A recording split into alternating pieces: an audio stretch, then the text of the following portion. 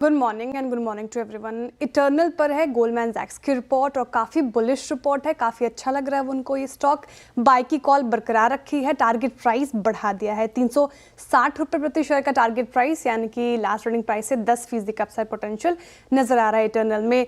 अब ब्लिंकिट की ग्रोथ काफ़ी स्ट्रांग लग रही है गोल्डमैन को, वो कह रहे हैं कि शानदार यहाँ पे ग्रोथ देखने को मिल सकती है। फाइनेंशियल ईयर 27 तक नेट ऑर्डर वैल्यू का एस्टिमेट जो है वो गोल्डमैन की पहली एस्टिमेशन से बढ़ गई है। इनफैक्ट 80% ज़्यादा, जो कि 12 महीने पहले की एक्सपेक्टेशंस थी, और 260% ज़्यादा 24 महीने के पहले की एक्सपेक्टेशन से उन्होंने बढ़ाई है। एक्सपेंशन आउटलुक भी काफ़ी अच्छा है, अगले 2-3 साल में स्टोर काउंट डबल करने का सोच रही है कंपनी, और इससे ब्लिंकिट का मार्केट शेयर ऑब्वियसली जाहिर तौर पर बढ़ता हुआ नजर आएगा। लेकिन ये ग्रोथ अभी भी इटर्नल के करंट प्राइस में दिख नहीं रहा, गोल्डमैन कह रहे हैं, तो काफ़ी ज़्यादा अपसाइड पोटेंशियल यहाँ से भी उनको नजर आ रहा है। कंपटीशन और मार्जिन्स के मोर्चे पर बात करें तो कंपटीशन पिछले कुछ महीनों से स्टेबल रही है और मार्जिन पर फोकस कर रही है कंपनी। स्टोर ग्रोथ थोड़ा स्लो किया उन्होंने, यानी कि मार्जिन पर फोकस है, और ब्लिंकिट ओन इन्वेंट्री मॉडल से मार्जिन को सपोर्ट मिलेगा। अगले 2 क्वार्टर्स में नेट ऑर्डर वैल्यू मार्जिन में 240 बेसिस पॉइंट की इंप्रूवमेंट की उम्मीद जता रहे गोल्डमैन।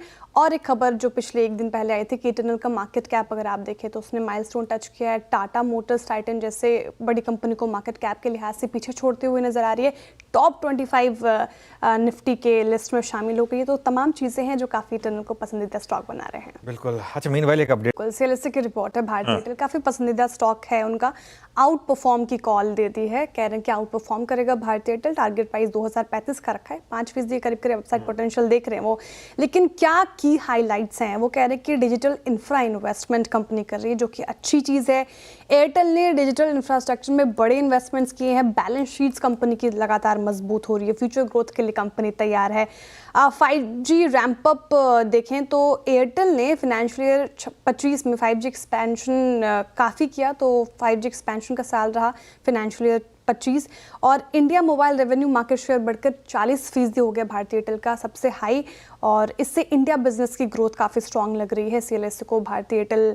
और फाइनेंशियल्स की भी बात करें तो कंसोलिडेट ऑपरेटिंग कैश फ्लो और फ्री कैश फ्लो जो है वो करीब करीब 25 से 41% बढ़ा है साल दर साल। साथ ही डेट भी काफ़ी कंफर्टेबल है, return on capital employed improve हो रही है लगातार। तो ये तमाम चीज़ें हैं जो भारतीय एयरटेल को पसंदीदा स्टॉक बना रही है, तो आपके रडार पर होना चाहिए। फाइनेंशियल सेमिनार टेकअवेज पर रिपोर्ट है, मॉर्गन स्टैनली की, आईसीआईसीआई बैंक और बजाज फाइनेंस पर रिपोर्ट है। ओवरवेट है दोनों पर, बुलिश ही हैं, लेकिन बजाज फाइनेंस को लेकर थोड़ा सा कॉशियस साउंड कर रहे हैं। टारगेट 1050 का रखा है। की टेकअवेज उन्होंने बताया कि लोन फाइनेंशियल ईयर 26 में लोन ग्रोथ गाइडेंस 24 से 25% साल दर साल पर बरकरार है। MSME loans growth guidance cut हुआ है। कंसोलिडेट एयूएम ग्रोथ पर 100 बेसिस पॉइंट का नेगेटिव इम्पैक्ट होगा। हाउसिंग फाइनेंस कंपनी ने भी गाइडेंस कट, यहाँ पर भी एम ग्रोथ पर करीब करीब 60 बेसिस पॉइंट का इम्पैक्ट पड़ेगा।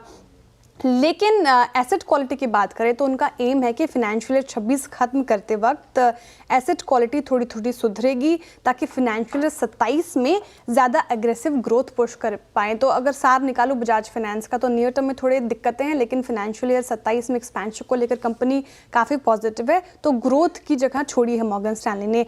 आईसीआईसीआई बैंक पर ओवरवेट है काफ़ी, 1800 रुपये प्रति शेयर का टारगेट प्राइस रख दिया है, यानी कि करीब करीब 27% का अपसाइड पोटेंशियल आईसीआईसीआई बैंक में देख रहे हैं मॉर्गन स्टैनली।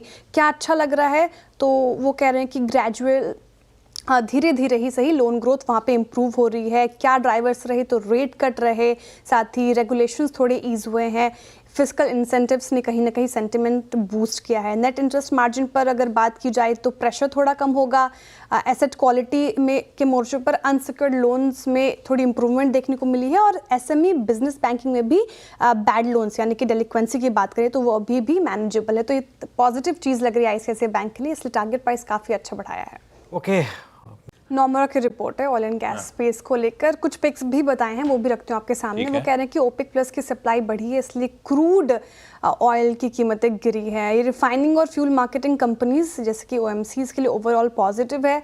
और रुपये डिप्रिसिएशन से यानी कि अगर रुपया गिरता है तो क्रूड इंपोर्ट थोड़ा महंगा पड़ सकता है, लेकिन एचपीसीएल, बीपीसीएल, आईओसीएल और सिटी गैस जैसे कि आईजीएल, एमजीएल, गुजरात गैस के मार्जिन्स पर कुछ दबाव होगा। रिफाइनिंग मार्जिन्स के मोर्चे पर बात करें तो इंडियन रिफाइनर्स पर ज़्यादा इम्पैक्ट नहीं होगा। इनके पास डोमेस्टिक डिमांड काफ़ी स्ट्रांग है, नोमुरा मान के चल रहे हैं।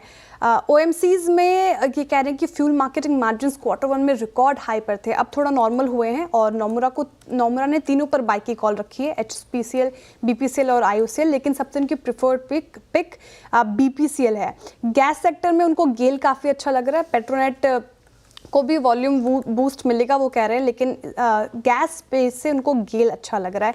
तो ये दो पिक्स आपको रडार पे रखने चाहिए, BPCL और गेल।